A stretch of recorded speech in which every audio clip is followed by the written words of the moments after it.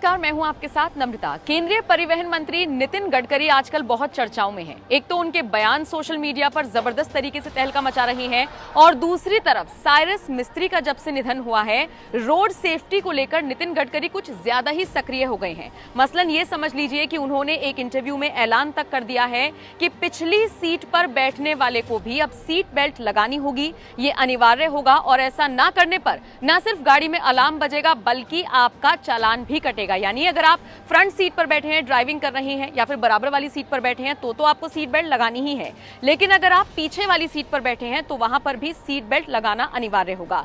तो road safety को लेकर नितिन गडकरी लगातार कदम उठा रहे हैं और जनता की सुरक्षा के लिए उन्होंने ये ऐलान भी कर दिया है। अब ऑफिशियल तौर पर ये कब से लागू होगा इसका भी जल्द ही ऐलान कर दिया जाएगा। लेकिन इन सबके बीच एक इंटरव्यू में नितिन गडकरी ने इसी मुद्दे पर बहुत विस्तार से चर्चा की और साथ ही साथ उन्होंने एक ऐसा किस्सा शेयर कर दिया जिसकी चर्चा अब हर तरफ हो रही है। क्या है ये किस्सा, मैं आपको बताती हूँ। किस्सा ये है कि नितिन गडकरी ने बताया है कि जब वो नौजवान थे, यानी कि जब वो यंग थे, तो वो भी किसी नियम का पालन नहीं किया करते थे, वो भी नियमों को तोड़ते थे। हालांकि नितिन गडकरी ने साफ तौर पर यह भी कह दिया कि देखिए, मैं तो गलत करता था, आप ऐसा मत कीजिए, क्योंकि कब किसकी जिंदगी खतरे में पड़ जाए कहा नहीं जा सकता। नितिन गडकरी ने एक न्यूज चैनल से बातचीत करते हुए सबसे पहले तो साइरस मिस्त्री के निधन के बारे में बात की और कहा, अहमदाबाद मुंबई हाईवे पर एक सड़क हादसे में उन्होंने रविवार को जान गंवाई। अहमदाबाद मुंबई हाईवे बहुत खतरनाक है, वहां ट्रैफिक पीसीयू 1,20,000 है, जो कि बहुत ज्यादा है। इसको घटाकर 20,000 पीसीयू तक लाना है। 2024 तक सरकार सड़क हादसों को 50% तक कम करना चाहती है। सड़क हादसों को कम करने के लिए अंतर्राष्ट्रीय सुरक्षा मानकों को फॉलो किया जाएगा। इसके बाद 6 एयरबैग वाली कारों की बात आई तो गडकरी ने इस पर कहा कि देखिए, विदेश में जब गाड़ियां बनती हैं तो 6 एयरबैग्स होते हैं, लेकिन जब वो भारत आ जाती हैं तो ये एयरबैग्स रह जाते हैं 4। तो ऐसे में क्या भारतीयों की सुरक्षा या भारतीयों की जान की कीमत कुछ नहीं है? तो इसको लेकर नितिन गडकरी खासे नाराज दिखे और उन्होंने कहा कि 6 एयरबैग वाली गाड़ियों पर काम चल रहा है और मैं उम्मीद करता हूं कि बहुत जल्द मैं इसका ऐलान करूंगा कि 6 एयरबैग वाली गाड़ियां भारत की सड़कों पर भी दौड़ती हुई नजर आएंगी। फिर एंकर ने उससे पूछा कि सर, अगर 6 एयरबैग वाली गाड़ियां भारत में आएंगी तो इसकी कीमत 50 से 60 हजार बढ़ जाएगी। तो इसको नितिन गडकरी ने कहा कि नहीं, ये पूरी तरीके से गलत है।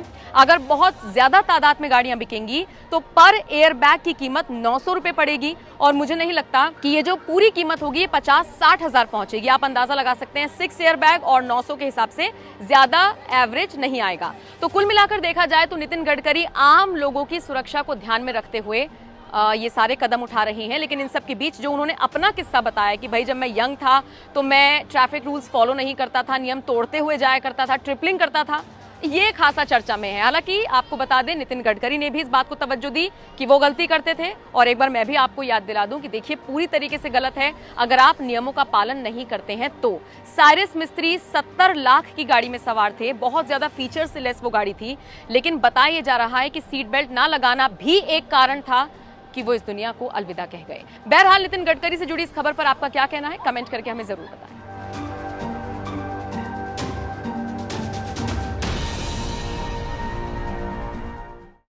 इसके प्रपोजल करने में, काम शुरू करने में अभी तक 6 राज्यों ने एमओयू किया है, बाकी लोगों ने क्यों नहीं किया?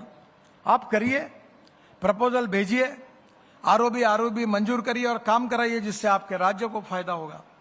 ऐसी बहुत सी बातें हैं जिसमें ओनरशिप की आवश्यकता है।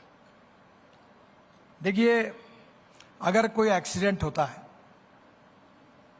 तो लोग किसको जिम्मेदार मानते हैं? मिनिस्टर को मानते हैं।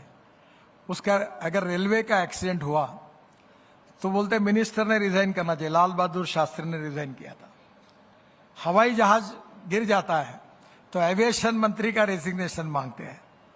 अब मुझे बताइए कि आप जब जिम्मेदार है तो आपने भी बोलना चाहिए ना कि ये क्यों नहीं हुआ। ये उसकी जो ओनरशिप है, हमारे बेटे पर प्रेम करना कैसे नेचुरल होता है क्योंकि वो हमारा बेटा होता है, हमारे परिवार पर हम प्रेम करते हैं, पर हमारे दिए हुए जिम्मेदारी के काम पर भी हम उतना ही प्रेम क्यों नहीं करते?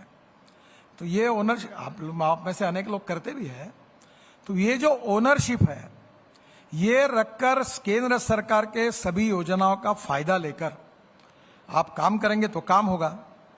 एक बहुत अच्छी बात हुई, एनुअल प्लान में हर बार रिस्ट्रिक्शन होता था मैं बहुत बार बोलता था कि एनुअल प्लान अपनी ही है, रोड है, ये है, वो है। सेक्रेटरी साहब ने उसको मान्य किया, सीलिंग निकाल दिया। अब एनुअल प्लान में आप डालो, भेजो काम, पर land acquisition, utility shifting, forest environment clearance करके भेजो। अब आप उसमें कोई पैसे की मर्यादा नहीं है, हम स्वीकारने के लिए तैयार है। आप डीपीआर बनाओ, परफेक्ट बनाओ और भेजो, पर लैंड एक्विजिशन करने में 6-6 साल टाइम लग रहा है। इन्वायरमेंट फॉरेस्ट क्लियरेंस अटकी हुई है फाइल, यूटिलिटी शिफ्टिंग हो नहीं पा रहा, छोटा सा लैंड एक्विजिशन कर नहीं रहे, ईयर टू ईयर चल रहा है। मेरा आपसे अनुरोध है कि आपके राज्य में एनएचआई से रिलेटेड, आपसे रिलेटेड ये जो अटके हुए काम है, इसका फॉलोअप कौन करेगा, इसका रिव्यू कौन करेगा, और जो नहीं हो रहा उसके लिए सरकार के रूप में आपकी जिम्मेदारी है। अब मैं थोड़ी रोड बनाता हूं, मैं ना रोड बनाता हूं, ना मुझे टेक्नोलॉजी समझ में आती है, ना मुझे कुछ समझ में आता है। मुझे American vice president Kamala Harris ने फोन करके मेरा अभिनंदन किया कि आप बहुत अच्छा रोड में काम कर रहे हैं। तो मैं हंस रहा था, तो मेरी पत्नी थी घर में बैठी, तो बोले वो आपका अभिनंदन कर रही। मतलब मेरा अभिनंदन कर रही, पर मेरे को हंसी आ रही। बोले क्यों? मतलब मैं थोड़ी रोड बनाता, रोड कॉन्ट्रैक्टर बना रहे, रोड इंजीनियर बना रहे, रोड एनएचआई के ऑफिसर बना रहे, मेहनत सरकारी ऑफिसर कर रहे। तो मैंने मजाक में पत्नी को कहा कि मेहनत करे मुर्गा और अंडा खाए फकीर, ऐसी मंत्री की कहानी है कि क्रेडिट मुझे मिल रहा है।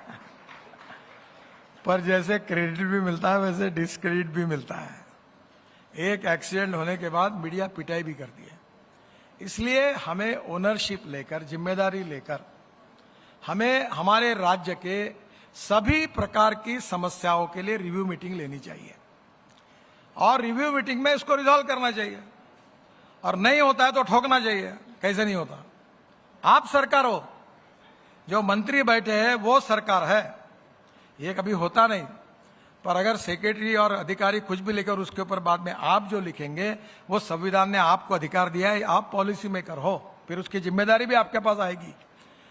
पर हम सब मिलकर आपस में चर्चा करके, by mutual consent, comes together, thinks together, works together, we plan futuristic works, we plan for futuristic technology.